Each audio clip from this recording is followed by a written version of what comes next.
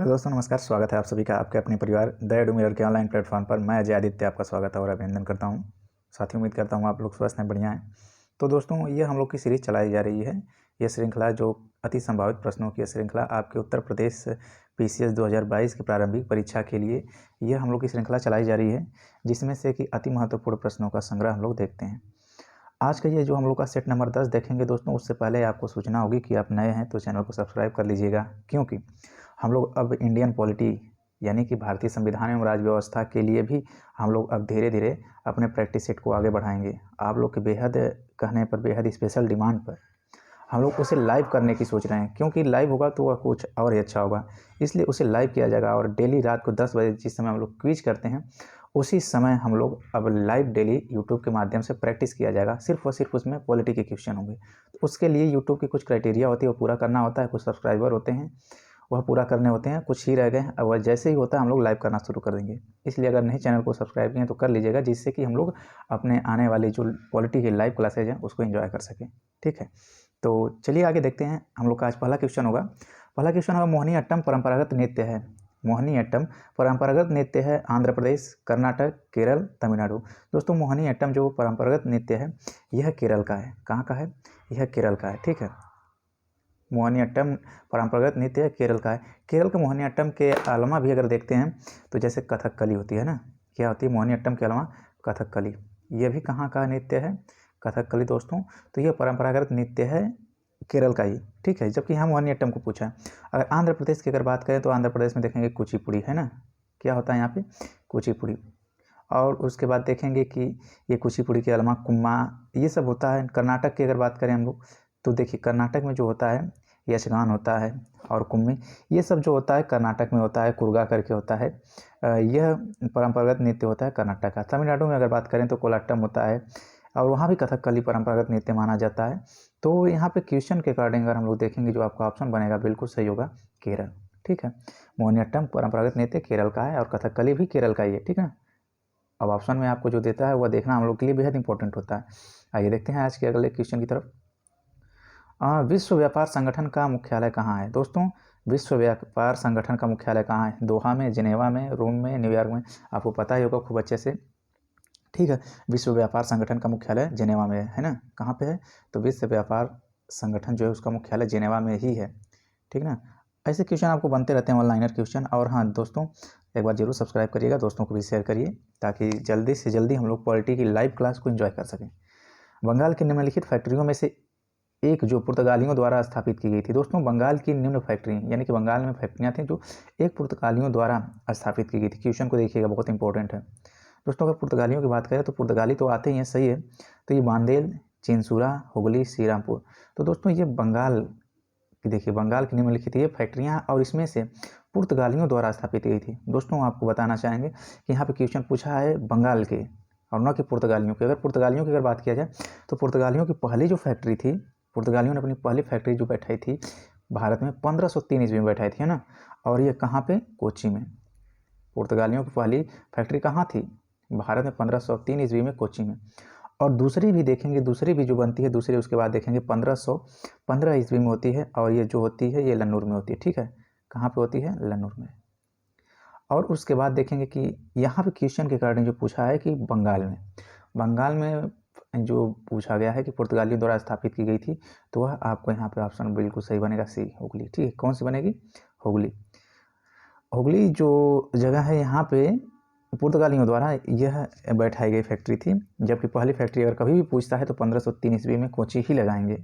ठीक है, यहाँ क्वेश्चन के अकॉर्डिंग आपका आंसर बनेगा हुगली। ठीक है, आइए आगे देखते हैं अगले क्वेश्चन की तरफ। नेक्स्ट क्वेश्चन होगा, नीचे दी गई घटनाओं को सही क्रम अनुसार कोड के माध्यम से ज्ञात करना। ठीक है, यहाँ पे पूछा गया है कि देखिए, सविनय अवज्ञा आंदोलन, व्यक्तिगत सत्याग्रह, क्रिप्स मिशन, भारत छोड़ो आंदोलन, इसको एक कालक्रम में दर्शाना, जैसे इसका कालक्रम कब था, क्रमानुसार। ठीक है, तो वो यहाँ पे देखिए, पहला है सविनय अवज्ञा आंदोलन। सविनय अवज्ञा आंदोलन की बात करेंगे तो ये 1930 में होता है। कब? मार्च की समय होती है, मार्च 1930 में। ठीक है ना, कब होता है? मार्च 1930 में। अब उसके बाद बात करते हैं व्यक्तिगत सत्याग्रह, ये होता है अक्टूबर 1940 में। कब होता है? 1940 में। और उसके बाद क्रिप्स मिशन भारत का आता है। दोस्तों क्रिप्स मिशन की बात की जा रही है ना, कि कैबिनेट मिशन की। तो क्रिप्स मिशन 1942 में आता है। कब आता है? यह 1942 में आता है, मार्च की समयावधि होती है। और उसके बाद भारत छोड़ो आंदोलन की अगर हम चर्चा करते हैं तो ये भी कब? 1942 में, मगर यह अगस्त 1942, ठीक है। ये मार्च 1942, ये अगस्त 1942। तो इस तरह से 1930 ये क्या है? ये 1940, ये 1942 मार्च, ये अगस्त 1940। तो इस तरह से ये क्रम ही सही दिख रहा है, यानी कि 1 2 3 4। तो आपका 1 2 3 4 ऑप्शन नंबर भी बिल्कुल सही बनेगा, ठीक है।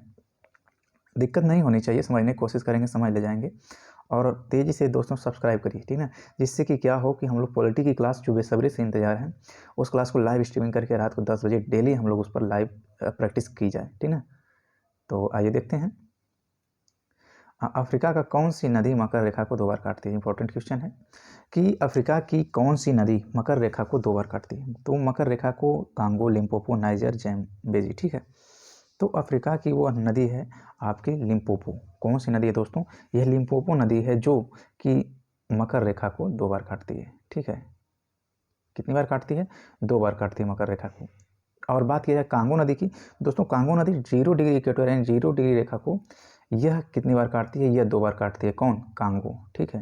यह 0 डिग्री रेखा को 2 बार काटती है कांगो। और यहाँ क्वेश्चन पूछा है कि अफ्रीका की कौन सी नदी है जो मकर रेखा को 2 बार काटती है? तो मकर रेखा को लिम्पोपो नदी 2 बार काटती है। याद रहने वाली बात है, कांगो और लिम्पोपो में थोड़ा सा अंतर है, समझिएगा, ठीक है। आइए, अगर लिम्पोपो पूछता है तो इसका मतलब मकर रेखा को 2 बार काटती है, और 0 डिग्री इक्वेटर की अगर बात करेंगे तो कांगो नदी होती है, ठीक है। चलिए आइए देखते हैं नेक्स्ट क्वेश्चन की तरफ। कहा जाएगा कि कीटों के वैज्ञानिक अध्ययन को कहते हैं। दोस्तों कीटों के वैज्ञानिक अध्ययन को क्या कहा जाता है? इंपॉर्टेंट ये भी है। कीटों के वैज्ञानिक अध्ययन को यानी कि कहा जाएगा ये कीट विज्ञान का अध्ययन ना, कीट विज्ञान का अध्ययन। तो एंथियोलॉजी, एंटेमोनोलॉजी, पैरासिटोलॉजी या मैलिकोलॉजी। तो दोस्तों यहाँ पे आपका बिल्कुल बनेगा, देखिएगा, समझने की कोशिश करिएगा, जो होगा एंटोमोलॉजी होगा। क्या होगा? एंटोमोलॉजी। यानी कि यहाँ पे कीटों का अध्ययन जो होता है, कीटों के अध्ययन यानी कि कीट विज्ञान जो होता है उसे क्या कहा जाता है? एंटेमोलॉजी। और देखेंगे परजीवी प्रकृति जो होते हैं जीव, उनका अध्ययन किया जाता है, इसलिए परजीवी विज्ञान भी एंटेमोलॉजी को कहा जाता है। तो आप कहेंगे ऑप्शन नंबर बी बिल्कुल सही होगा, कीटों के वैज्ञानिक अध्ययन को एंटेमोलॉजी कहते हैं। क्वेश्चन नंबर 7 होगा, पृथ्वी पर सर्वाधिक मात्रा में पाया जाने वाला कार्बनिक पदार्थ है। दोस्तों पृथ्वी पर सर्वाधिक मात्रा में पाया जाने वाला कार्बनिक पदार्थ सेलुलोज, ग्लूकोज, फ्रक्टोज, इनमें से कोई नहीं। तो दोस्तों पृथ्वी पर सर्वाधिक मात्रा में पाया जाने वाला जो पदार्थ होता है, कार्बनिक पदार्थ, यह सेलुलोज होता है। दोस्तों ये सेलुलोज की अगर बात किया जाए तो ये कहाँ पाया जाता है? तो ये जो पेड़ पौधे होते हैं, पेड़ पौधों के जो वहाँ पे देखते हैं उनके जो रेशेदार भाग होते हैं पेड़ पौधों के, वहाँ पे पाया जाता है क्या? ये सेलुलोज, ठीक है। ये सेलुलोज जो होता है ये पाया जाता है, पेड़ पौधों को जो रेशेदार भाग होते हैं वहाँ पाया जाता है। इसका उपयोग देखेंगे दोस्तों क्या कहाँ पे होता है? तो जैसे रेशम उद्योग हो गया है ना, रेशम उद्योग में हो जाता है। या फिर देखेंगे कि कागज़ उद्योग क्या होता है, हाँ कागज़ उद्योग, इन सब में क्या किया जाता है? इसका उपयोग किया जाता है। जैसे कि मानिए कि जैसे काटन की रुई होती है, यह कपास सेलुलोज का सबसे शुद्धतम रूप माना जाता है, ठीक है। कौन सी? तो ये काटन रुई, ठीक ना। और यहाँ पे पूछा गया है कि पृथ्वी पर सर्वाधिक मात्रा में पाया जाने वाला कार्बनिक पदार्थ सेलुलोज है, और कहाँ पाया जाता है? तो पेड़ पौधों के जो रेशेदार भाग होते हैं वहाँ पे पाए जाते हैं, ठीक है। ये देखते हैं आगे जो क्वेश्चन होगा, next question, question number 8।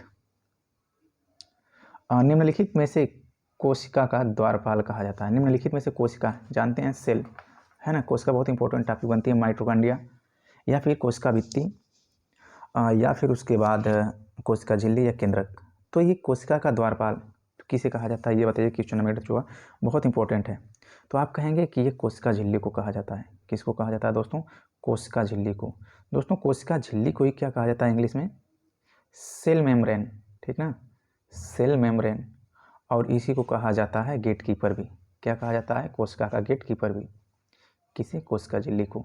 Mitochondria की अगर बात करें तो ये तो अच्छे से पता है, इसे पावर हाउस कहा जाता है ना, ऊर्जा गृह, पावर हाउस, यानी कि इसे ऊर्जा गृह के नाम से भी जाना जाता है। और कोशिका भित्ति की बात करें दोस्तों, ये कोशिका भित्ति के बारे में एक इंपॉर्टेंट डाटा यह होगा कि यह सिर्फ व सिर्फ पादप में पाई जाती है, ठीक है। किस में पाई जाती है? पादप में।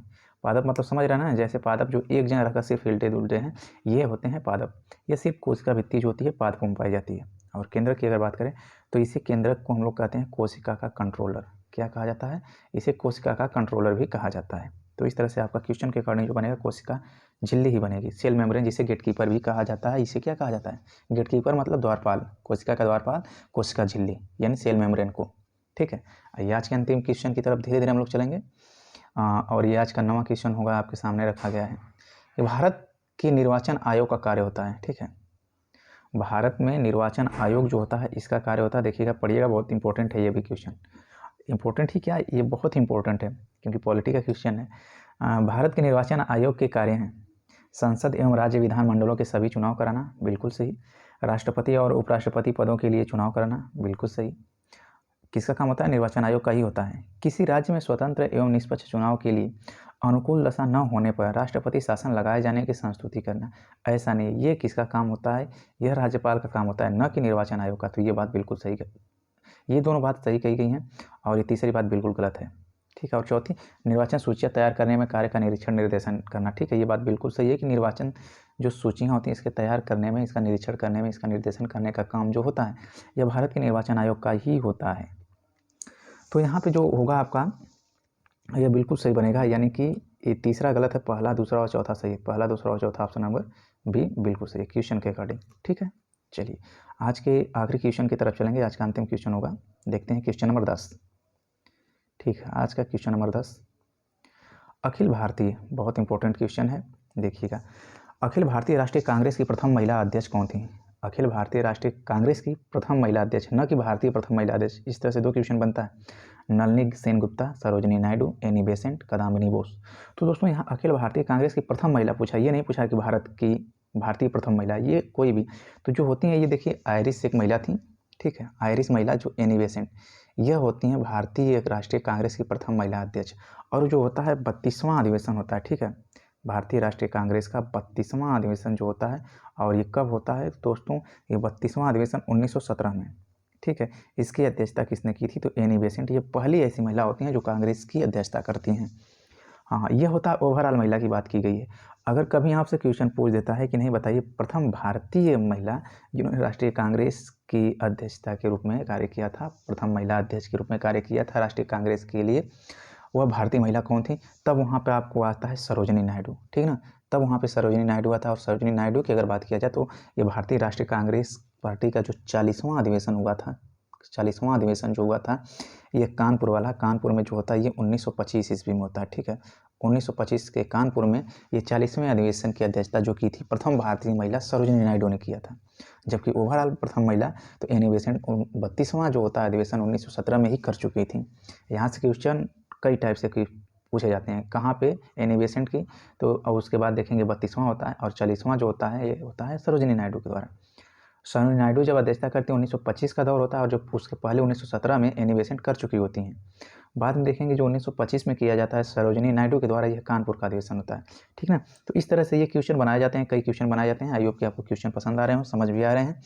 तो दोस्तों को भी एक बार शेयर करिए, और उसके बाद अगर पसंद आए तो लाइक करिए, चैनल को सब्सक्राइब कर लीजिएगा, जिससे कि हम लोग के पॉलिटी की क्लास को जल्दी से लाइव किया जाए रात को 10 बजे, और उसके बाद प्रैक्टिस के माध्यम से हम लोग पॉलिटी को और बेहतर से बेहतरीन बनाया जाए।